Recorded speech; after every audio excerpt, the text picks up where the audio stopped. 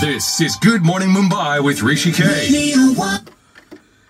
Well, pleased to welcome into the studio Brett Gosper. He's Chief Executive Officer of World Rugby, and well, he's been noted hanging around town with a bunch of jewels. Just joking. It's the Grand Webb Ellis Cup, and well, welcome to India, welcome to Mumbai. How often are you here, Brett? It's great to be here. I'm not here often enough. This is really my first long visit here for a few days, so it's very exciting to be here. It's exciting to bring the Rugby World Cup here. Well, it's no secret that we love our Aussies here, and you know, Mumbai, us, the radio station, all of us. But let's start with a bit of history. You know, the Webb Ellis Cup, I believe, was actually in the vaults of a famous jewelry store. Is that it? That's right. Well, a famous jeweller called Garrett's, who was the Queen's jeweller, and the first Rugby World Cup was in 1987, and at the time when they had that actually coming towards them, they said we better get a cup, and instead of making one specifically for Rugby World Cup, they decided to go to the Queen's jeweller and ask them what they had, and they found the Webb Ellis Trophy, not called that then, which had been made in 1906 and was sitting in the vaults, and they said that looks perfect for a Rugby World Cup, so they bought it at that time, named it the Webb Ellis Cup after the first schoolboy from rugby school who ran with a soccer ball. And the rest is history. Well, I have to say this because the British were our common rulers, both Australia and India. Jewels, when they go to the UK, they don't come back. Not usually, no. Not usually, because, you know, we have the Kohinoor diamond, which is sitting in a museum in London town. And each time I go there, I think around about the Tower of London, I'm going, that belongs in India, you know. So you're lucky you got that trophy out there. But really, these are exciting times for rugby, isn't it? And you're very excited by the fact that there are many millions of people taking to this wonderful sport right here in India. Talk to me about that. That's right. And we've done some recent research on our fan base around the world, and we've seen some green shoots in this area, and to understand better we did some research, and yeah, we've got about 338 million fans worldwide, those who are interested or very interested in the sport of rugby, and 25.7 million of those are sitting in India or standing, and that's the third biggest fan base market in the world behind China and the USA. So there's something going on here, and we're also seeing the sport being included into school curriculum, in universities. We had a Get Into Rugby program last year in India, which was one of the most consequential on the planet. 160,000 new players touching the ball in India last year. They've got 80,000 regular players here. So there's about a player base of 250,000 people and a big fan base, and a huge potential for us to grow the game here for the future, for India and for ourselves. And really, that's what it's all about, isn't it? You know, getting into the schools. You know, the Gilchrist brothers, Adam and Dean, are mates of mine. You know, Brett keeps coming in and out whenever he's in India to do a bit of a chat. And all of them say that along with their cricket, they did play Aussie rules football or, you know, rugby. And that was a part of their growing years. And they did it in school or in their backyards. And that really would be the aim here in India, to get it into the schools. That's right. The schools is a very important part of it. And we met with the sports minister yesterday. He was talking about shortening some of the school cricket to allow more sport into schools, and that rugby could play a role in that. So, you know, rugby's a team sport. There's a position for all shapes and sizes and attitudes. A big builder of life skills, a big builder of character. Yeah, it's a contact sport, and we think that's a good thing. You know, the odd knock and so on, but the advantages of a sport like rugby far outweigh any small knock that you might get. I'm in conversation with Brett Gosper. He's Chief Executive Officer of World Rugby, in town with a tour of the Webb Ellis Cup. Did you enjoy meeting Minister Rathod? It's one of those rare occasions when we actually have a sports person, an Olympian, who's our minister. I mean, he won gold at the shooting. That's right. He was very passionate about sport in general, and great to have. You can tell he's a bit of a legend in your country, having been an Olympic medalist, but was very attentive, a very good listener, and has obviously got some big plans for sport in this country. So we really did appreciate his support. He played a little bit of rugby in the military. Said it was done with not too many rules apparently at the time, but no, he loves his sport obviously, and we're trying to get rugby as much as we can on his radar so that we can develop the game here. Well, I saw him on Twitter or Facebook the other day doing some push-ups. I wonder if you have a minister in Australia doing that. Yeah, military training. He was in the military. I'm not sure about that. Yeah, I think that's pretty unique.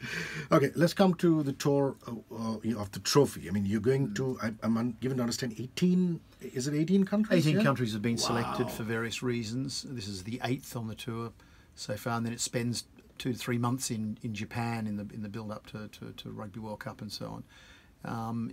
We single out markets that we think are very strategic and have high potential.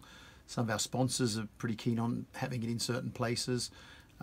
This is the first Rugby World Cup in Asia next year in Japan, so there's a bit of a skew towards those markets in Asia that we think could be ignited by the interest in Rugby World Cup. But we're also going to South America, Chile, Brazil, and places such as that. So, and it always generates some excitement when you bring a World Cup. Probably of any sport, to be fair, but it certainly brings some excitement, a Rugby World Cup, into a room and into a building.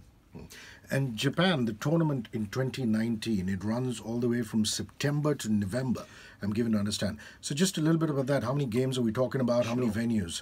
So we're talking about 12 cities, 13 stadia, 6 weeks, 48 games, and around 2 million tickets would be sort of the key statistics. Has to be 6 weeks because you've got to have good rest times because it's a physical game. So our World Cup goes longer than, we can say it's bigger on that criteria than any other World Cup. It actually goes for a full 6 weeks and it needs to.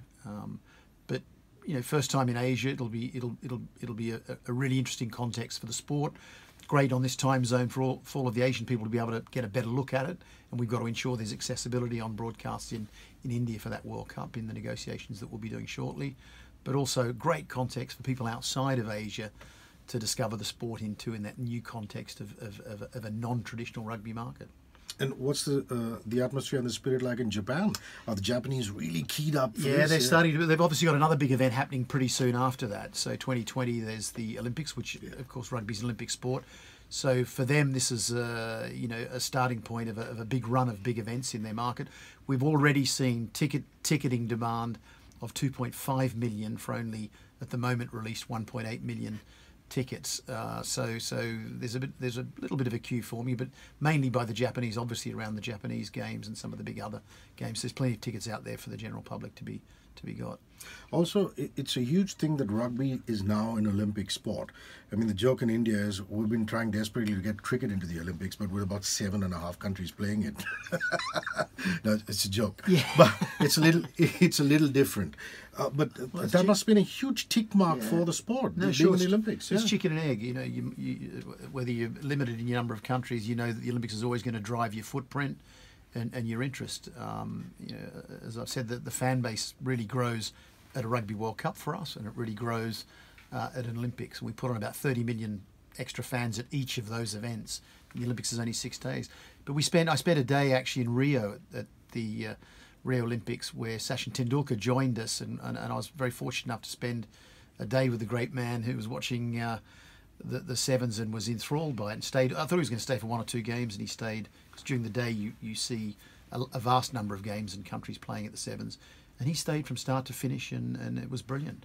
And cricket, I think it would be great for cricket, the Olympics, and I think the Olympics would be great for cricket as it is for us in expanding our platform and penetrating new markets, giving us great exposure and getting us into school curriculum and getting National Olympic money to help develop the sport. So it's a good place to be. It's good for men and women. I think the Olympics reinforces the fact that this is a sport not just for men but very much for women, and that's where we're seeing the large part of our growth currently.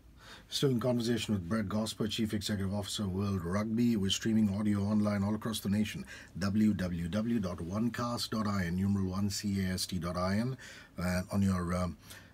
On your radio sets in Mumbai City, it's 94.3 on the FM band, and only if you're not driving. You're in the backseat of a chauffeur-driven car, a radio taxi, at home, at work. You can stream some video on facebook.com/radio1.mum. And I'm also very thrilled, and a lot of Indians are, that there's an active interest of, as far as female participation is concerned. Girls are taken to the sport, and the numbers show that there are girls in India at the school level and beyond. Yeah, the major part of our growth in the sport globally is coming from women. There were more new registered players in rugby last year in the women's game than there were in the men's game, which is extraordinary. And in India, you actually have a very good sevens women's team who've been performing well in the Asian circuit. Just for your listeners, the sevens version of rugby is 7-a-side rather than the conventional 15-a-side. And it plays a similar role for rugby that T20 cricket plays for cricket. It's a shorter, faster version of the game, easy to understand, and very easy for teams to compete. That's the Olympic version of the game. Very easy for teams to compete on the international stage quickly if they've got the right coaches and the right strength and conditioning. And certainly the Indian women's team, I would say, are progressing very rapidly, and you could well see them qualifying for Olympics, I think, in the next couple of cycles, perhaps. So there should be some good focus there. But yeah, it's in that 160,000 new players that touched a ball in India last year. Actually, 40% were women. So Wow. it is surprising to people that there are so many women playing the sport now. I don't know if anybody told you about this, but there was a great rugby culture in the eastern part of India, in Calcutta, which is now known as Kolkata. And I went to school there. It's in the eastern part of the country. That's right, yeah. And there's the Calcutta Cricket and Football Club, the CCNFC. That's right. And I remember as a little boy just hanging around and seeing the LMOB, the Lamartine Old Boys, which is my school, and the Armenians, which is another big club, playing some rugby at the CCNFC. And I was going, man, this is thrilling. And then I grow up and I come here to college, to Mumbai. And then I go to the Bombay gym and I see, guys like Rahul Bose busting an ankle, running around and things like that. So there has been a little bit of activity in India as far as rugby is concerned. Right. The Cup is going up into that area later this week. So we recognise that. There's some historic things around it. There used to be a famous game, I think, against the Scottish military and the English military in the back end of the 1800s. And they call that the Calcutta Cup. And that Calcutta Cup is now the cup that is played between Scotland and England each time they play. And they were actually the first two nations to play together way back in the day, 1871, I think. So, yeah, there's some history coming out of India for rugby, which is very important. And now there are, because television shows us some games, and there's the enduring image of the All Blacks doing the haka. Yes, that's quite something, isn't it? It really is. It's probably of any video footage we put out there on our social media platforms, whether it's the women's haka, and they do it quite a lot too, a different version, or the men's haka, it always scores extremely. People love watching the haka. It's a big part of our sport. Well, you yourself, I believe, have played a fair amount of rugby. Talk to us about that. I played a little bit of rugby. I played for Australia under 21 when I was in Australia, and then left Australia when I was about 21 to go and play a season of rugby in Paris for a French team, and ended up staying 9 seasons. So haven't returned to Australia since, but had a good time playing rugby in France as well. And where's home now? Home's actually on a plane. In this job it's on a plane, but I am fortunate enough to live in London, which is a great city. I live in Wimbledon and commute back and forth to Dublin, where the headquarters of World Rugby is. Lovely. Do you manage to catch some of the tennis in your village? You can't avoid it. I can open my back door and hear the crowds and turn the TV sound down, and it's like being there. And of course, access to the cricket. I'll be at Lord's this weekend to see India and England. So maybe another supporter for India there. Great. We could do with all the support we need after having lost the first test. Yeah, we're going to come back really strongly. Now, the Indian rugby, is it in safe hands? What do you think of Rugby India? And I believe the president of the federation has been with you through this journey, yeah? Yes. We've had the president of the federation, the president of the Asian Federation too, Agha Hussain. No, they've got some very capable people, and they've got a very good network of help, like Rahul Bose and so on, who add their creativity and their energy and passion to the sport. I think they're well organised. They're very ambitious, which is important, and we're very keen for them to succeed. So we're going to give them every help we can, not just financially but logistically, in ensuring that the sport grows as fast as it can here. And as the sports minister said when we met him yesterday, there is no reason why this can't be a huge sport in India. And it always helps when you have a movie star, adding his charisma. Rahul's great fun, isn't he? He's good fun, yeah. And he was pretty handy rugby player, they tell me. Yeah, he was. I've not seen him play. To go back in the archives to see that, I guess. But he's still playing, though. He does? He's actually said he played last weekend. So. Wow, because he said he would have me believe he's given it up. Rugby's loss is cinema's gain. Right. And he has a movie in the theatres as we speak. So it's called the Get Into Rugby program. Is that what it's called? That's what we call our mass participation. In other words, trying to get the ball in the hands of a maximum number of people. It's called Get Into Rugby. So in the pipeline of rugby, that is the first step of getting a maximum number of people to actually touch the ball, play with it, and then hopefully they want to do it again, join a club, do it at school, and it goes from there. Lovely. And the good news for us also is that this is now going to become part of our national games as far as universities and inter-university and schools are concerned. That's right. It's officially part of that university circuit, as it is into the schools as well.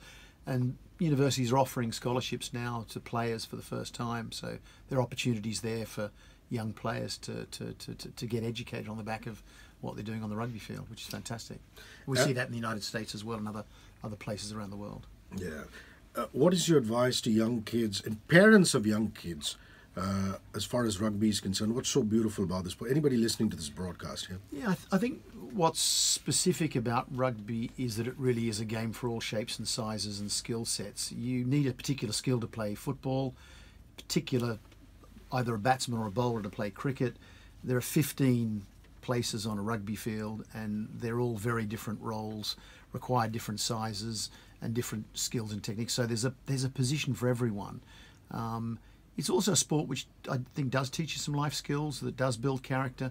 There's high discipline in the interaction with the referee. There's high reliance on your team members to do what they're meant to be doing. So it's a bunch of specialists coming together and doing a job for a collective, which is very much like life, in fact. So it's a great ethos and great values to be part of. And we've seen in areas of the world that are perhaps pockets of cities that are a bit underprivileged, even crime rates go down where rugby teams have been started up to give kids something to do in the meantime. And it may not be for everyone, but we try and make it for everyone. And I would urge all Indian parents to allow and actually seek out the game of rugby to try for their kids. Well, how was the last World Cup in England? Give us an insight on how that one went. What kind of participation did you have, and people who came in from all over the world? Yeah, I mean, Rugby World Cup is considered, certainly by ourselves, but on certain objective criteria, the third biggest global sporting event that there is on the planet, behind the Olympics and behind FIFA World Cup. And on the criteria that we would look at is there is a very broad audience footprint that's quite deep. It probably doesn't have the total figure that the Cricket World Cup has because of the Indian audience, but outside of India, its footprint is large and quite deep in a number of markets. We sold 2.5 million tickets, which made it in the top 10 of sporting events of any kind in 2015. When it's hosted, it generates about over $2 billion in new economic activity. It creates a profit for the game, which is all put back into the game in London of around £200 million, and it'll probably double that in 8 years when it happens in France in 2023, and the revenues continue to go up, and therefore we can continue to invest increasing amounts of money into the game of rugby at the grassroots level, helping out unions like India and other unions around the world. So England was a record for commercial. Japan will refix that record. We'll be ahead of commercial revenues in England as well. We're on course for that. And then again, when it comes back to France in 2023, it'll go up to another level again. Super stuff. And I believe in a previous life you were heading an advertising company. I was, yeah. No. Is this the most fun you've had? A job, which is, World Rugby. Yeah, I've got to pretend it's not fun, but yeah, no, it is. It obviously is fun. It was obviously my passion as a player and so on. But yeah, advertising was good fun too. And I was, running an agency called McCann Erickson, lastly in the States and in Europe and so on. And there are a lot of lessons in the advertising business that help you out in the sports business too. So they're not that different, but it's great to be working in an industry that's really your passion, and you spend more hours than you should, but it's great fun. Awesome. Okay, guys, it's rugbyworldcup.com. Go check it out on all the latest as far as the Japan World Cup is concerned, and also this trophy, the wonderful Webb Ellis Trophy, which is going around 18 countries. And you can hashtag RWC2019. That's hashtag RWC2019 across social media for that. Brett Gosper, what fun this has been. Thank you for rolling by, and all the best. Great, Cheers. thank you for having me. My last question always to my guests is, what's on your phone as far as music is concerned? What do you listen to? Do you know I don't listen to music on my phone? You got to change that. Yeah, I should. I should. Well, what do you listen when you're at home and you put on the record player or whatever it is? Yeah? Oh, variety. So I usually listen to my wife's music on her phone, to be fair. So it's a mix of stuff. I'm not. I'm completely neutral in, like I am with rugby in terms of nationalities, because I'm at the governing body. But music too, I like all music. So would you like rock and roll? Are you a jazz person, a pop music person? All of that. Yeah, I love all of that. Yeah. Awesome. Yeah. Cheers. Thank you. Okay.